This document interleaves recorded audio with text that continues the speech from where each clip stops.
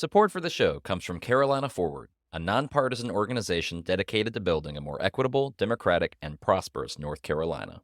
You can learn more about their vision and values at carolinaforward.org. North Carolina State Highway Patrol. What cigarette do you smoke, Doctor?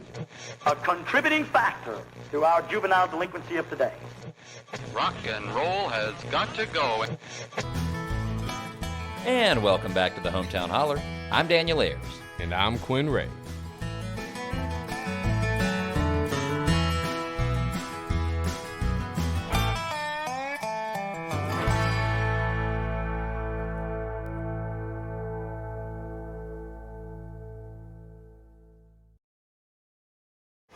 Well, hey, man. Hello. This is a trip down memory lane for me.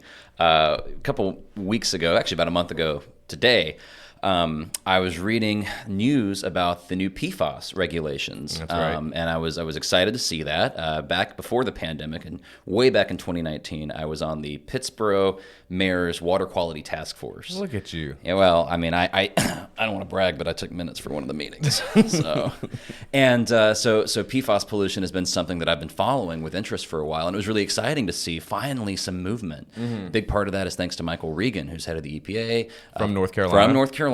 Led the DEQ, so thank you, Michael Regan. But I was reading this article, I think it was WRAL or something like that, and I saw a professor who was quoted as a source, and it happened to be my old friend from 4-H, fellow Cloverbud, Professor La'Meshia Whittington. And so I saw that name, and I thought there's probably not two La'Meshia Whittingtons in North Carolina. So I found her online, sent her an email, invited her on the Holler, and here we are. For those of you who did not have the privilege of going to 4-H Congress with Professor Whittington, let me give you an introduction. With a remarkable portfolio spanning from state governance to motivational speaking, Professor Whittington has become a leading voice in environmental advocacy across North Carolina. She's offered commentary on major media outlets, including PBS, C-SPAN, and Bloomberg. Tell me if I missed any, among others. Today, she's sitting down with the Holler to discuss corporate pollution, PFAS contamination, and environmental justice in the Tar Heel State. Specifically, let's talk about these new regulations, what they mean, and they recently hit a bit of a roadblock. So hopefully, I mean that's happened since we got in touch, and so maybe we can bring listeners up to speed there. But first, Professor Whittington, thank you for coming on the Hometown Holler. Yeah, it's so good to be here. Quinn, Daniel, very good to see you again. It's been some time. Yeah, it's been like 15 years. But it's nice that we don't age. I mean, no, not at all. Or we age like wine. Yes. There we go. Fine wine. That's right. So it's really good to be on. So first of all, maybe can you tell our listeners a little bit about PFAS, PFOA? I think a lot of people, again, we see acronyms, we see lots of letters, and we just, our eyes glaze over and roll in the back of our heads. And yeah, I think initially when I saw PFAS, I thought that was in our water. Like that's what it was. It's called PFAS. What is PFAS? Yeah, so such a great place to start. So PFAS, and there are different types. Okay. Yeah. Mm-hmm. So there's PFAS, PFOA, PFAS. Okay. So yeah, we have a whole new alphabet. Snap, crackle, pop, right? Phonetic. But in this instance, where we are today, PFAS, PFAS. Folks want to look it up, and for the science nerds, it stands for poly and perfluoroalkyl substances, or per and poly, however you want to put in the order. But that's the name of the chemical. And, right? Very boring for folks to be like, okay, why do I care about the name of a chemical? Why don't they name it what it actually is? Those are hundreds of chemicals, sometimes thousands. They're literally being discovered every day. So it's not one chemical. It's a family or a collection of different chemicals. That's right. Okay. It is a family. Yes. And so even when you hear Gen X is a part of that family. It's not separate. And so a lot of folks are like, oh, I have Gen X. It's like, well, that's a part of the PFAS family. It's just this is the chemical out of that family. That's the cousin that was found in your community, right? And so we always try to ground that. And when I say we have an organization, Democracy Green, and when we ground it, we're like, hey, you're not separate from other communities. It doesn't mean it's more prolific or more concentrated than this other community. You just may have another cousin. Gotcha. Because it's in everything. What is this chemical? When people are like, okay, what does that mean to me? It is literally to non-stick and waterproof consumer goods. So let's flash back. If you have a Teflon non-stick pan, Teflon, that has been around, since the 40s, the 50s? Yeah. Our grandparents had these pans. And so that non-stick coating on Teflon is PFAS. That's the chemical. And so it was created in a lab to say, and it was actually created during wartime. So when you think about DuPont, this was a response to world wars. It was like, how are we going to waterproof our like war machines when it's actually submarines? That is how they were thinking. And they're like, well, what if we use it in consumer goods? We have all this left over. We haven't tested it, but it seemed to work in battle. It could work in somebody's kitchen. Just the logic. But I anyhow, love my nonstick pans. right. And so, and if you've ever heard, don't scratch them. Don't scratch your nonstick pan. It's because if you scratch it, that coating goes into your food. Oh, God. And then you've consumed it, you've digested it. And so that PFAS, these chemicals, they go into the body, they go into the bloodstream more specifically. And so the issue is these aren't organic chemicals that came together naturally. Like it was, put together, Frankenstein, model in a lab. And our bodies, we don't have natural organisms. We're not built to dissect. We're not breaking these down. That's right. That's why they call them forever That is chemicals. exactly why they call them forever chemicals. So when people hear that catchy slogan, and it's because your body can't break it down. Like lead, for example, okay, that's organic from the earth. It's poisonous to us, period, point blank. But our body can at least break down what is natural. Like it's earth to body, to earth to earth. But PFAS is not earth to earth. That's like chemical contaminant to body. And unfortunately, these chemicals, they've been tested. They can be passed down during like the embryo stage when a person's pregnant. Wow. Yeah, like so you can be born with PFAS in your blood. What does that impact? Science hasn't even caught up to like following the lifespan of children, babies that have that in their blood. And then if that parent breastfeeds, it's in the breast milk. So it passes to the baby. If you're making formula with water from your sink and it's in your sink, it gets passed to the baby. And so we begin to see that there are communities that have a legacy of PFAS. Like my great uncle worked at DuPont. Wow. Okay, he served in the Vietnam War. Okay, so when we talk about we're catching up now to PFAS, many communities aren't even aware that we've had a legacy of that Multi-generational exposure. Multi-generational exposure. So other than knowing I shouldn't put something in my body that I can't digest and break down, what are the side effects? Like, what is it? Yeah, so we've seen a range of different diseases. So we've seen children with very rare cancers. I mean, young as 4 years old down in Southeast North Carolina, where this journalist, did this expose and really took the lid off of, PFAS and Gen X being dumped into the Cape Fear River. Like that's how we in North Carolina became, conscious, and how I was even made aware when we were doing as an org, when we were doing hurricane response during Hurricane Florence. And so we saw cancers in children. We have met teachers that we were walking them through education, what's PFAS. And we had teachers from Fayetteville that worked at Grays Creek, like one of the elementary schools that we know were on bottled water. And we got reports from teachers that were like, you're the first person who's told us about this. And I was wondering, why did I all of a sudden have this tipping point to get kidney disease? Now I'm at this place where I'm at end stage and I'm in dialysis several times a week, dealing with like kidney disease and dialysis treatments and now cancers, and we're seeing lung and bronchial issues, skin issues. When we talk about endocrine disruption and even vaccine disruption, like when you talk about the efficacy of any vaccine, okay, if you have blockers in your bloodstream, we really don't know the efficacy of when you take medicine, what's happening with that combination. I didn't even think of that. Well, it's funny what you're describing. It reminds me of Chernobyl. Ooh. Right? but the thing is, Chernobyl was a giant, sexy explosion that drew a lot of attention, and there was an obvious catastrophe. That's right. Right? And it was a media savvy event. Whereas this is a silent thing that is happening over decades. And it's also happening in places where people are already marginalized and don't get the time of day from institutions, media outlets, from political organizations. So this is like the worst thing happening to the people who can least, what's the word I'm looking for, who can least sustain it. That's right.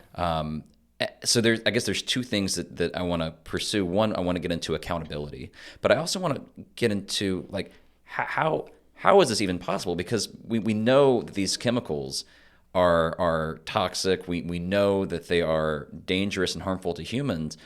Why has it been so difficult to regulate them? One thing I learned from being on this water quality task force I mentioned was that because it is a family of chemicals, right? Can't people just tweak the chemical composition slightly and suddenly you're dealing with a chemical that's unregulated? That's right.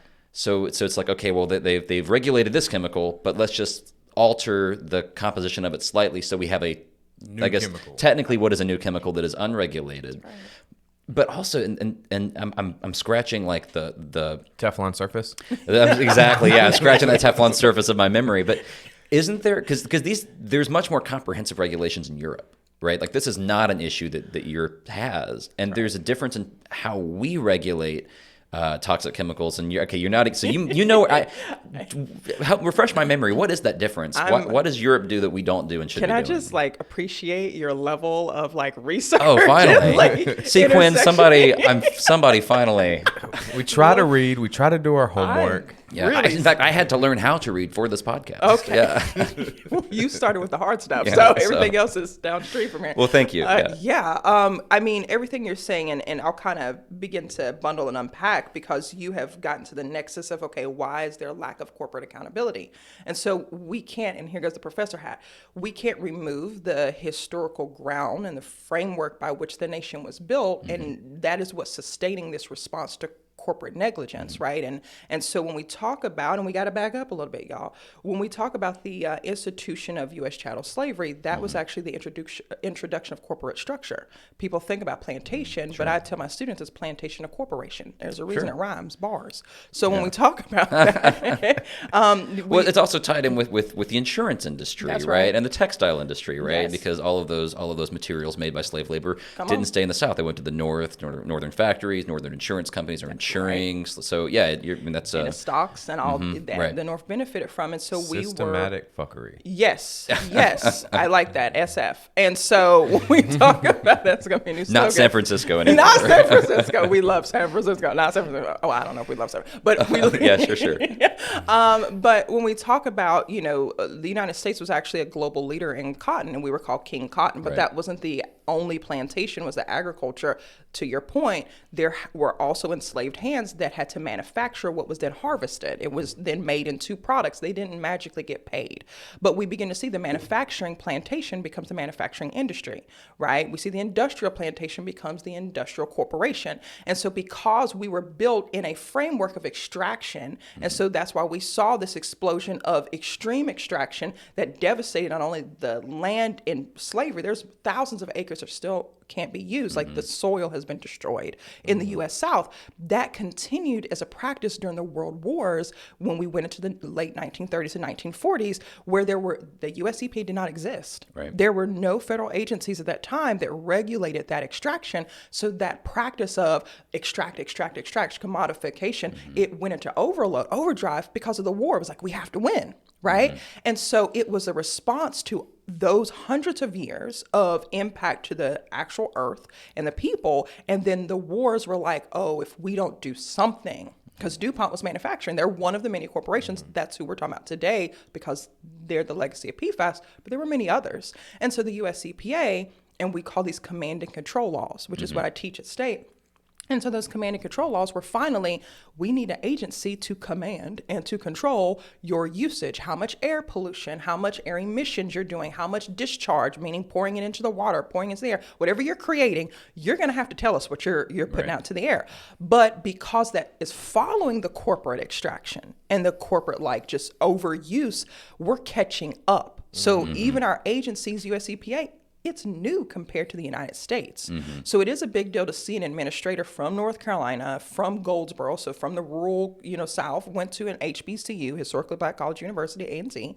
It's powerful to see that legacy from the South, from here, show the government, show the federal government, this is how you're supposed to do it if you're taking care of the people, right? Because you're talking about Michael, right? Yes, Michael Regan. And so you didn't have that example because this agency is fairly new. And so to your question and to your point, very prolific point, other countries who are way older than us, sometimes, I love where I live, but we can be a little hubris, we can be a little egotistical. We're like, we're brand new compared to other world governments. Right. And so there has been lessons learned. When we talk about Europe, they've definitely had, when we talk about the Black Plague, they've had lessons learned where they're like, we need to do something. The potato famine, there are lessons learned. And even sitting in relationship with other professors, other leaders, I'm really close to folks from Ireland. as we compare our struggles. And so, I look at our legacy, that's also my bloodline. So there's another reason that I'm connected. I'm a Celtic musician. But we talk about these political overlays and resistance and independence and what we should be doing. And even we talk about it, and we're like, oh, even the potato famine, the potatoes came from Peru, which was traded and given to Ireland. Like, there is a global awareness of what should and shouldn't be that we are still catching up to. And so Australia has been leading in PFAS reduction and cleanup for firefighters for years. We have been behind. Like, we have spoken to folks in Australia. We've spoken to folks in Canada where we're like, we need to learn from you because we are unfortunately behind corporations as they do what they want to do. And the last thing I'll say on that, it blows me away when on average there are nearly 30,000 new chemicals or new products that go out each year. Out of that 30,000, only nearly 300 are tested for their impact on us. So we are the crash test dummies. Right, we're the guinea pigs. Period. Well, one thing this is jogging my memory. If I remember correctly, it's kind of like our legal system in the sense that chemicals are innocent until proven guilty in the U.S., right? Where you actually, to bring a chemical to market, if I remember correctly, in the European Union, you have to prove that it's not toxic, right? But here, to make it, to quote unquote criminalize a chemical, you have to prove that it is toxic, right? So chemicals are given the presumption of innocence, unlike many humans in the United Isn't that States. interesting? And it's funny you say that. There's actually, if folks are interested, we are hosting a collection of different tribal nations because I'm Afro-Indigenous. And folks don't really know that from 4-H days. Like, I didn't really get into that. Like, that's where I'm from. That's a whole nother conversation.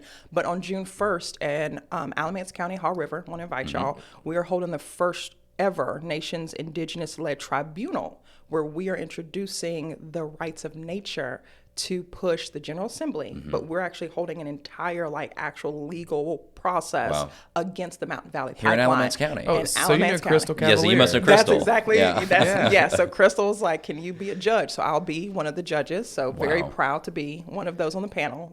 Can we say this again for folks in the community who want to come out to this? Tell us again what the deets are. So June 1st, I believe we start at 9 a.m., but you can look on 7 Directions, which is Dr. Crystal Cavalier's organization's page, Facebook page.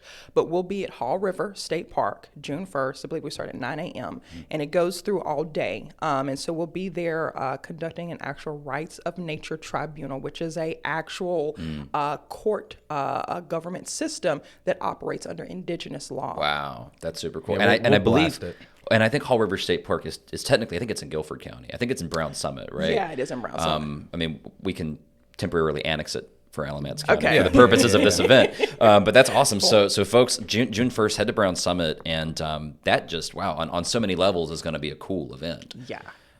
That's fantastic. Quinn, did you have a question? I didn't want to. No, I was just enjoying the level of knowledge that you're just bringing to it. And I think we forgot to, or we were remiss to say, you are a professor at NC State, right? Oh, yeah, part-time. Yeah, I think I introduced you as a professor without then referencing the institution in which you profess. No, you're fine. I wear several hats, and so one of those hats, and I appreciate the honor of, calling me professor. That's cool. At NC State, College of Natural Resources, adjunct professor, and I teach environmental justice and natural resource ecosystem management, but with an equity lens. Wow. So I guess I did have a question about the PFAS. So for Alamance folks, Alamance in Burlington has one of the higher levels. And how does that necessarily work, right? Because we know Wilmington just went through a whole $53 million filtration system, and they're down on the coast, down east, and so Some with Pittsburgh. Yeah, and so it's moving, down the Cape Fear River. Where does Burlington fall in that line to have such higher than Durham in weight?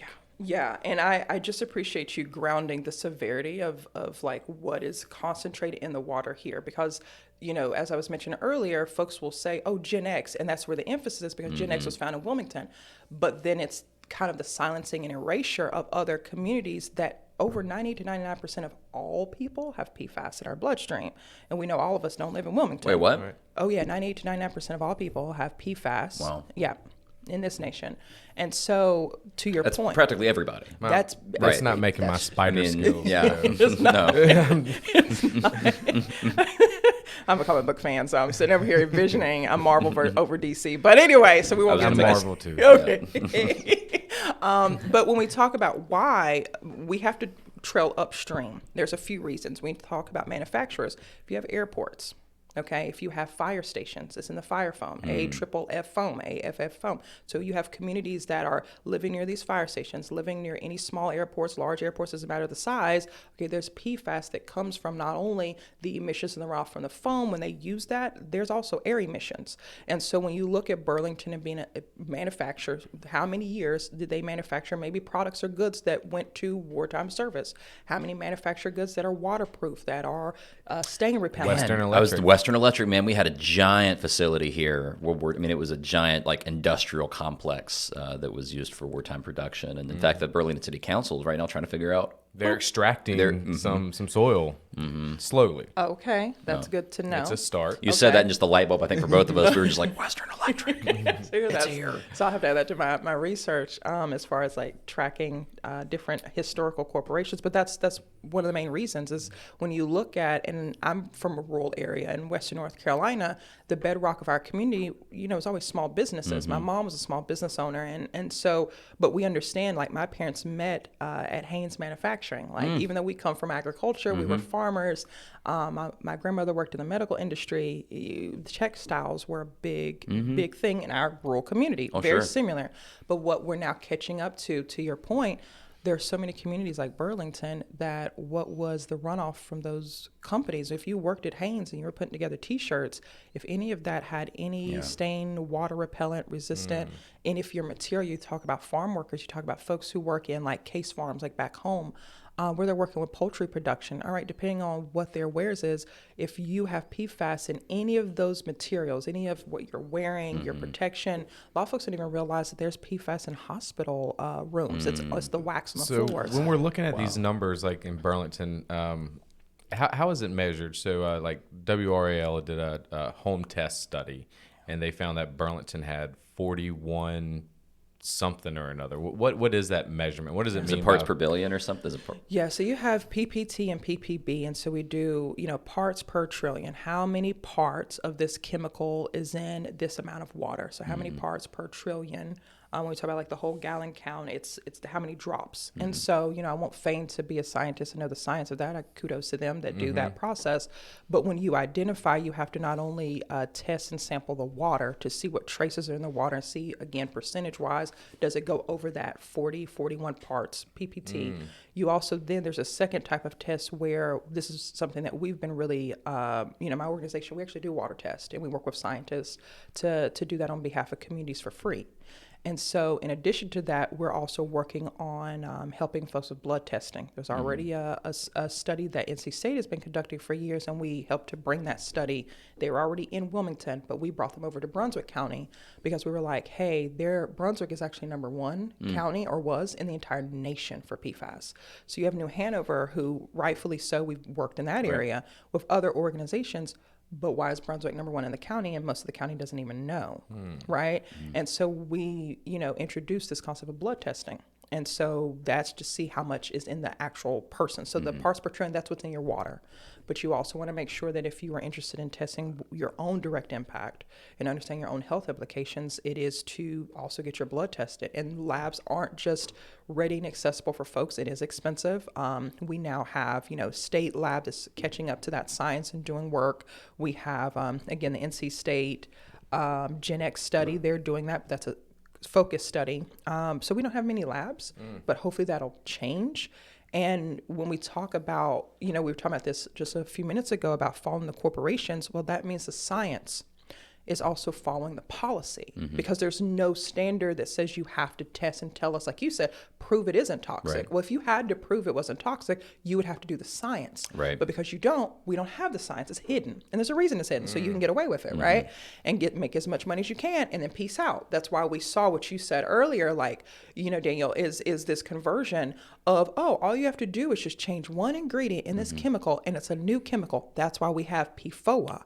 PFAS, PFAS. That makes sense. I mean, for all the hippies out there, that's why we have Delta 9, right, and not Delta 10, because Delta 10's illegal, It's right? illegal. But you change that cannabinoid, enough. that whatever that you need a little bit, and you got delta 9. So that's the same logic. It's the exact same logic. But now we finally, as of like within the past month, we finally do have some kind of more comprehensive regulatory framework, or we did. I mean, so could you bring us up to speed on the new regulations and then the recent hurdle or the obstacle those regulations have run into? Yeah, it's very, I appreciate you also bringing like, what do we need to know? How impactful is it? And then what's being done about it? I love this.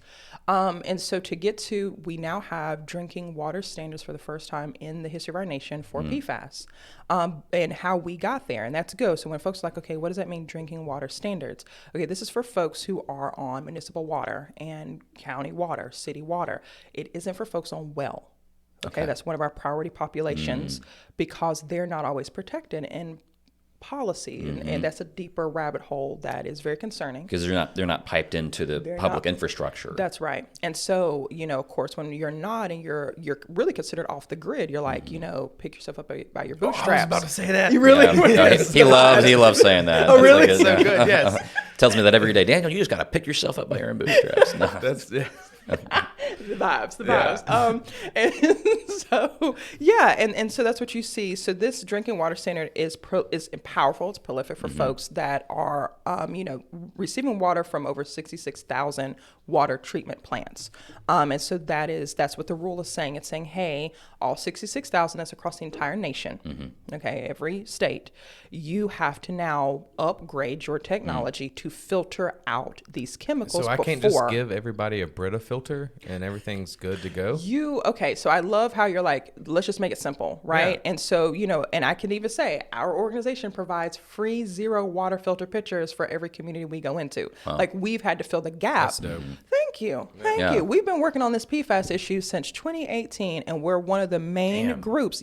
We did the nation's first research on PFAS and environmental justice in landfills. It is included in the CDC's first clinical guidelines on PFAS.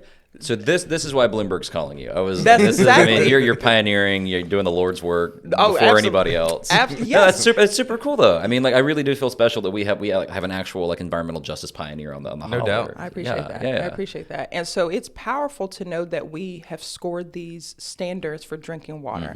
And it was also equally as powerful that this administration, and I'm unaffiliated, so I'm never like, oh, I'm pro this part. I'm like, as a person, what are you doing? And do you care about your community? You're just pro clean water. Yeah. Pro clean water. Thank you. I always tell people, I'm like, which is a radical stance in these times. Right. Yeah. And I'm like, okay, if you move somewhere, you move off this continent, it may not be a Democrat, Republican, or a Libertarian, but it's sure going to be some earth, and you better hope it's steady enough for you to land on, and you better hope for clean water. And it connects us. It's like our connecting factor. But to that point, this administration allocated billions of dollars to match this drinking water standard. And Wow. Federal administration? Yes, that's groundbreaking. And that's because, again, Administrator Reagan's leadership and advising the Biden administration was like, hey, if you're going to tell somebody to do something, you got to make sure they can afford it. Again, that's the Biden administration. Yep. How novel. So that's what happened with this declaration, this movement. It's like now these water treatment plants will have access to money to pay for it. I can't speak too much right now on the legal happenings behind the scenes, right? Of now there are opposing sides, like always. That's going to be like, well, why are we spending money on that? We've been doing well. Yeah. And when we say well, we're like, okay, most folks don't realize that many rural communities, they're receiving water from a one pipe system, that your sewage and your drinking water come through the same pipe. Those pipes have not been pulled out since the 1800s. Most folks don't know that. Yeah. So when we talk about water infrastructure, honey, we need all of that. So any opposition, bad, real bad. We're talking about PFAS, but we also talking about something else. Yeah. So it's like, okay.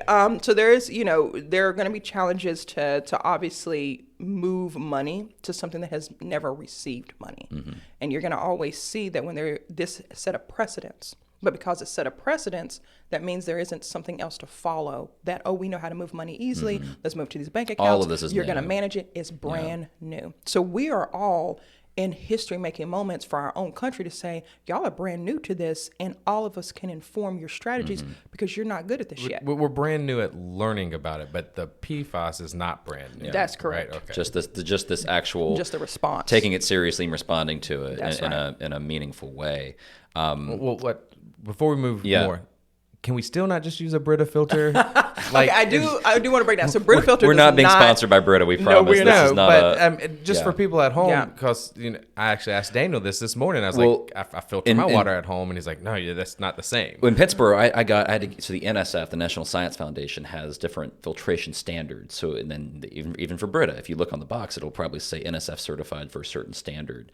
And not all the standards are for chemicals. A lot of them are just for bacteria or particles, right? So you have to get one that's certified. And the NSF actually does have a specific PFAS standard for the filters they sell. You can get them at Lowe's. Now they're sometimes not cheap, right? Very much so. And so again, that comes into an equity and accessibility issue, which it sounds like the administration has taken that into consideration, which is fantastic because people got to buy these filters. Oh, and right?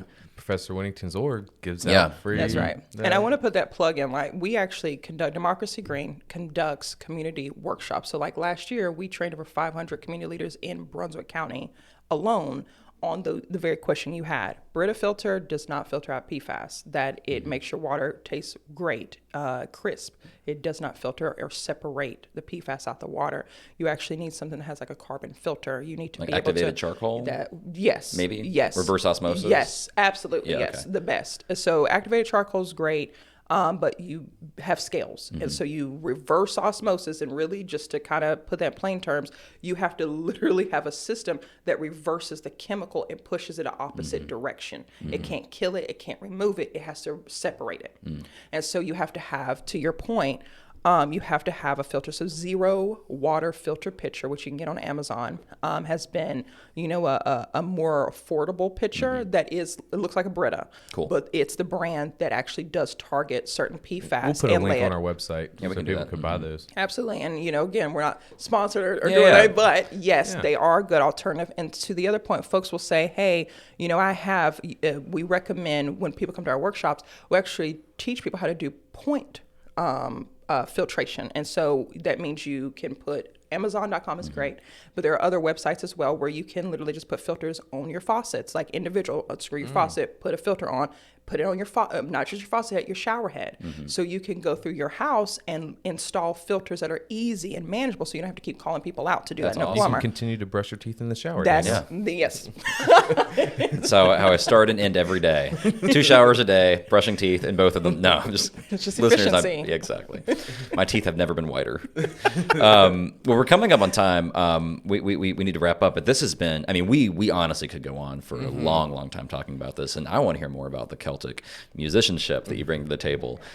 So we'll have to have you back at some point. But folks can tell us where folks can connect with you on social media. Yeah, so 2 places. Follow us on Instagram and Facebook at Democracy Green. And then for me personally, on Instagram, you'll do _Nebiya, NEBIYAH. And so you'll find me, ProfessorLa'Meshia.com. You can find me there. But I always love folks who just reach out and just, give me a holler. Absolutely. That right there. I like those. Give her a holler and give us a holler at the Hometown Holler. We're on Instagram, Facebook, YouTube, TikTok. We're not on MySpace yet. Not yet. We got to get around to that. Everybody's going to MySpace. No. And we have a newsletter now, which you can sign up for at thehometownholler.com. Sign up and get a weekly shot of Tar Heel politics delivered right to your inbox. And Professor Whittington, La'Meshia, we have a special gift for you. Oh. Yes. So from our friends at TS Designs, a sustainable apparel company right here in Alamance County, we have a Hometown Holler t-shirt. It's a special gift for our special guest. The entire shirt, from dirt to shirt, as they say, is a North Carolina supply chain. Using sustainable practices, fair pay for all the workers involved. It's a shirt that you can feel good in and feel good about. Wow. So we're gonna pass along one of those to you and wear it with pride. Thank you. So you knew my love language. Absolutely. Went dirt to shirt. I love that. There we go. Yeah. Well, thank you again for coming on the Hometown Holler. We are psyched for our listeners to hear this conversation. This is gonna be good. Folks, if you want to have this kind of experience, join 4-H. And then 20 years later, you get to have these awesome conversations with awesome people. Plug for 4-H.